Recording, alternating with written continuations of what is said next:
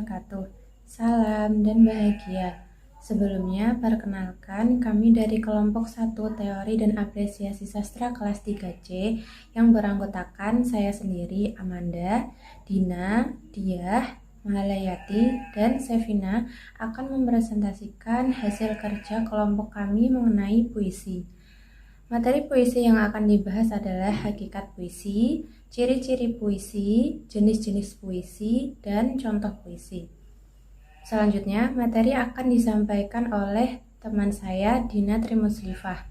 Kepada Dina, saya persilakan. Baik, terima kasih Mbak Amanda. Yang pertama, saya akan menyampaikan mengenai hakikat puisi.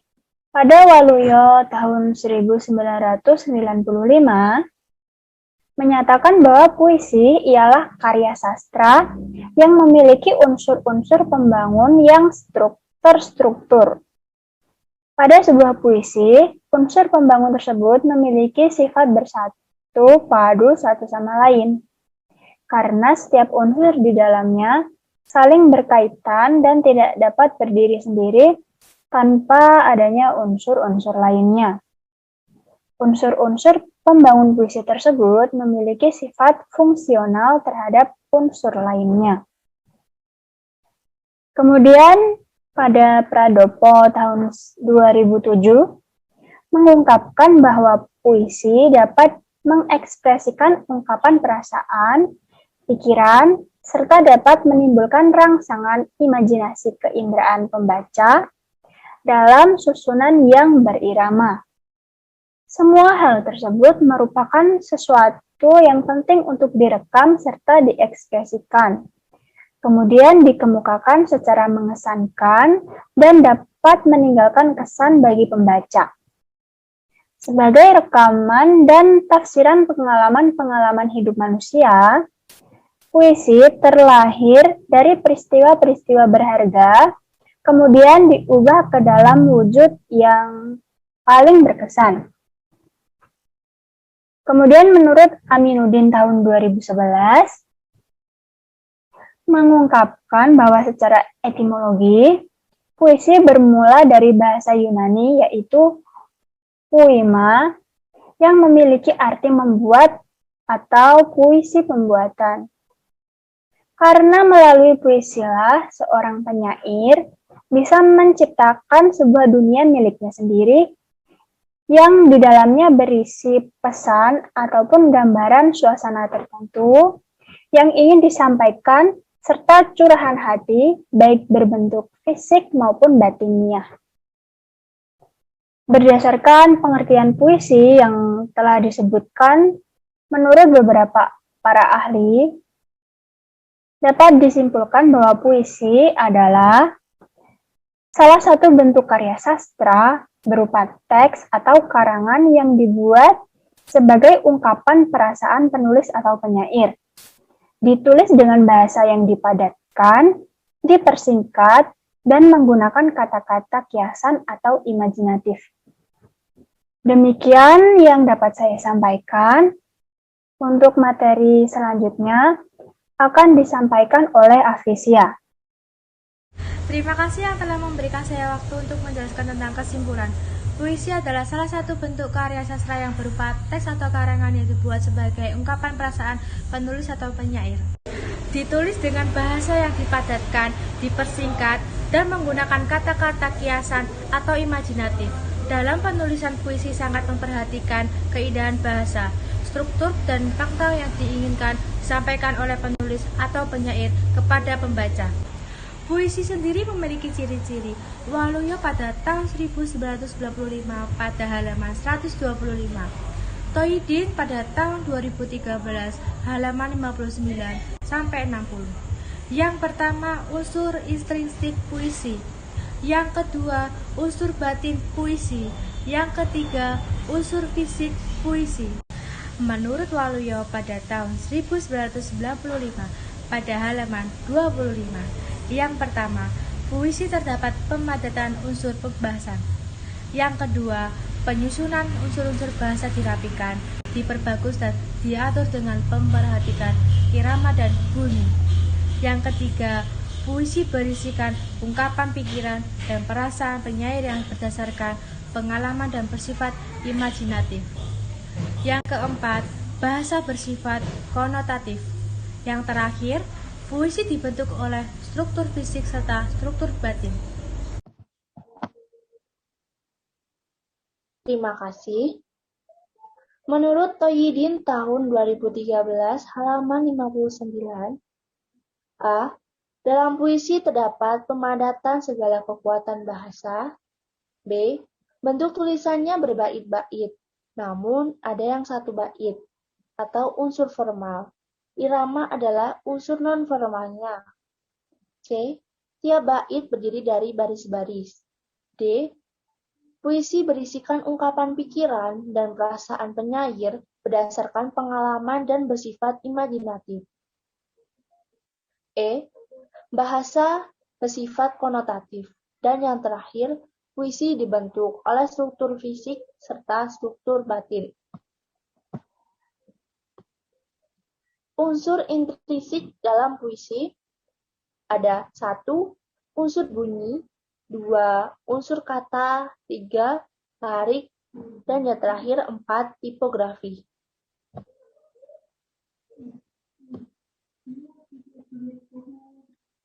Struktur batin puisi ada tema, rasa, nada, dan yang terakhir amanat. Sedangkan struktur fisik puisi ada diksi, imajinasi atau image, ada kata konkret, dan yang terakhir majas. Demikian yang dapat saya sampaikan. Selanjutnya saya kembalikan kepada moderator. Saya akan menyampaikan mengenai jenis-jenis puisi. Yang pertama adalah puisi berdasarkan periode. Berdasarkan periodenya, puisi dibagi menjadi 3. Yang pertama adalah puisi lama. Menurut Jamaris, puisi lama dibagi menjadi beberapa, yaitu pertama adalah mantra. Mantra adalah puisi yang paling tua dalam sastra. Mantra diciptakan dalam kepercayaan animisme dan dinamisme untuk dibacakan dalam acara tertentu. Kemudian yang kedua ada pantun, yaitu merupakan puisi lama yang memiliki ciri bersajak ABAB. Tiap bait terdiri dari 4 baris, 2 baris awal berupa sampiran dan 2 baris akhir berupa isi. Yang ketiga ada talibun, yaitu puisi yang hampir mirip dengan pantun. Bedanya, talibun memiliki lebih dari 4 larik dan selalu genap, dan dengan rima ABC-ABC. Yang keempat ada syair, yaitu merupakan puisi yang berlarik 4 tiap bait dan bersajak AAAA dan mengisahkan suatu hal. Nah, pada syair biasanya berisi amanat yang ingin disampaikan oleh penyair. Yang terakhir atau yang kelima adalah gurindam, yaitu puisi yang terdiri atas 2 baris berirama sama. Kedua barisnya merupakan isi, baris pertama merupakan sebab, dan baris kedua merupakan akibat. Selanjutnya adalah puisi modern. Puisi modern ialah puisi yang tidak lagi terikat oleh aturan jumlah baris, melainkan lebih mengutamakan isi serta mendapat pengaruh kebudayaan dunia. Nah, puisi modern ini dibagi menjadi beberapa. Yang pertama adalah puisi distikon, yaitu sajak yang terdiri atas 2 baris kalimat dalam setiap baitnya bersajak AA. Kemudian terzina, yaitu sajak 3 seuntai, artinya setiap baitnya terdiri atas 3 buah kalimat bersajak AAAA, AAB, ABC, atau ABB. Yang ketiga ada quatrain, yaitu sajak 4 seuntai yang setiap baitnya terdiri atas 4 buah kalimat bersajak AAA, ABAB, atau ABB. Yang kemudian ada sektet, yaitu puisi 6 seuntai memiliki persajakan yang tidak beraturan. Kemudian ada queen, yaitu puisi yang terdiri atas 5 baris kalimat dalam setiap bait dan bersajak AAAA. Selanjutnya ada septima, yaitu sajak 7 seuntai dan persajakannya tidak beraturan. Kemudian ada stanza, sajak 8 seuntai dan persajakannya tidak beraturan. Yang terakhir adalah soneta, yaitu suara. Kemudian puisi mutakhir atau kontemporer, yaitu jenis puisi yang berusaha keluar dari ikatan konvensional. Puisi kontemporer selalu berusaha menyesuaikan dengan perkembangan zaman dan tidak lagi mementingkan irama, gaya bahasa, dan lain-lainnya. Puisi kontemporer itu dibagi menjadi 3. Yang pertama adalah puisi mantra, yaitu puisi yang mengambil sifat-sifat mantra. Kemudian yang kedua adalah puisi beling, yaitu puisi yang sudah tidak mengikuti aturan umum dan ketentuan dalam puisi. Yang terakhir adalah puisi konkret, yaitu puisi yang lebih mengutamakan bentuk grafis dan tidak sepenuhnya menggunakan bahasa sebagai media. Kemudian jenis puisi berdasarkan cara penyair mengungkap isinya. Yang pertama adalah puisi naratif, yaitu puisi yang di dalamnya mengandung suatu cerita dengan pelaku, perwatakan, setting, maupun rangkaian peristiwa tertentu yang menjalin suatu cerita. Yang kedua, ada puisi epik, yang di dalamnya mengandung cerita kepahlawanan. Ketiga, puisi lirik, berisi luapan batin individual penyairnya. Keempat, ada puisi dramatik, atau yang secara objektif menggambarkan perilaku seseorang, baik lewat tingkah laku, dialog maupun monolog, sehingga mengandung suatu gambaran kisah tertentu. Yang kelima, ada puisi didaktik, yaitu puisi yang mengandung nilai-nilai kependidikan yang umumnya tertampil eksplisit. Kemudian yang keenam, ada puisi satirik, yang mengandung sindiran atau kritik tentang kepincangan atau ketidakberesan kehidupan suatu kelompok atau suatu masyarakat. Kemudian yang ketujuh ada puisi romans, yaitu puisi yang berisi luapan rasa cinta seseorang terhadap sang kekasih. Yang kedelapan ada puisi elegi, yaitu puisi yang berisi ratapan yang mengungkapkan rasa pedih seseorang. Yang kesembilan ada puisi ode, yaitu puisi berisi pujian terhadap seseorang yang memiliki jasa maupun sikap kepahlawanan. Dan yang terakhir adalah puisi himne, yaitu puisi yang berisi pujian kepada Tuhan maupun ungkapan rasa cinta kepada bangsa dan tanah air.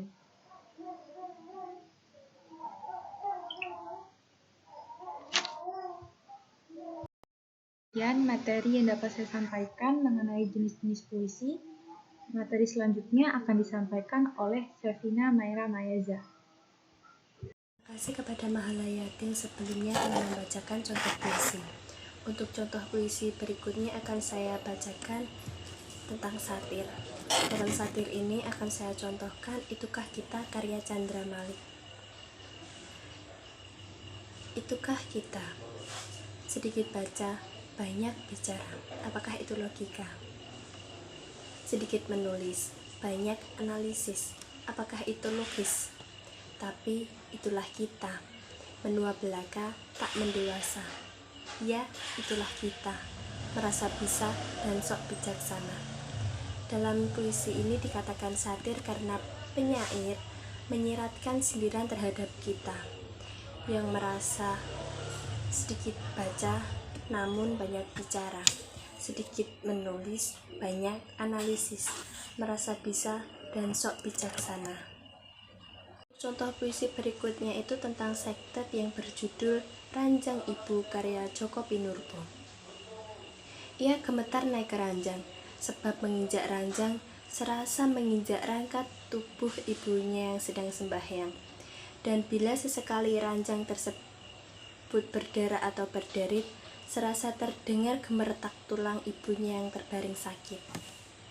Untuk contoh puisi yang terakhir itu akan saya contohkan puisi beling berjudul Menyingkat Kata karya Remi Silado.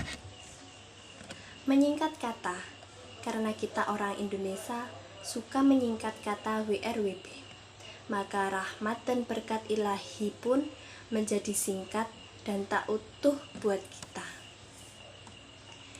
Itulah contoh puisi yang dapat saya sampaikan. Untuk selanjutnya akan saya kembalikan kepada moderator. Terima kasih. Baik, terima kasih kepada teman-teman semua yang sudah menjelaskan dan yang menyimak hingga akhir. Sekian, banyak kurang dan salahnya kami mohon maaf. Wassalamualaikum warahmatullahi wabarakatuh. Salam.